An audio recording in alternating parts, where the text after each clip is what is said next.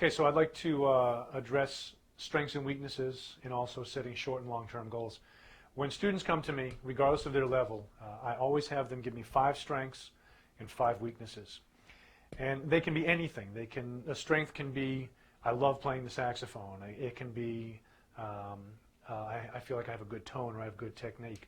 A weakness could be altissimo range. It could be a weakness in the tone. It could be sight reading. It can be any number of things. So list at least 5, and hopefully you can list even more on each of those columns.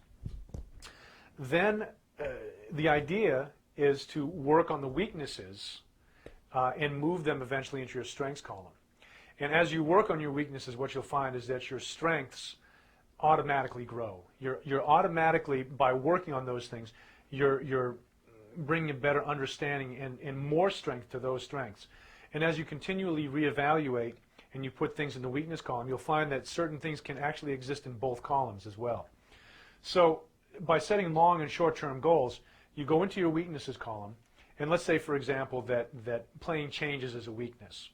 And so what you would do is you would look at that weakness and you would set a short and a long-term goal for it. A short-term goal might be to, for example, be able to arpeggiate every major chord, like 1, 3, 5, and 7.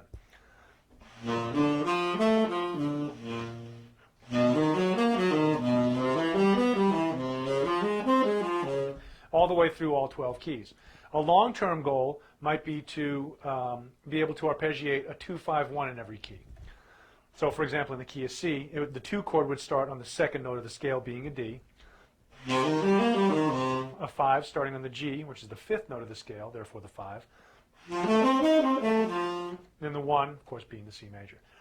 And being able to do that in all 12 keys. So you go through your weaknesses and you evaluate what has to be done and how to get to them. If it's tone, do long tones.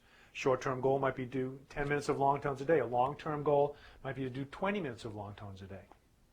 So the whole idea is to get you to understand how to teach yourself. And by evaluating these things and writing them down, they're actually there physically. You get to look at them, and you get to kind of figure out how to get through them also and to move those weaknesses into your strengths column. Good luck to you. I definitely recommend trying this either at a practice session or if you have time before a rehearsal somewhere. Anytime you have an opportunity to work on this stuff, work on it.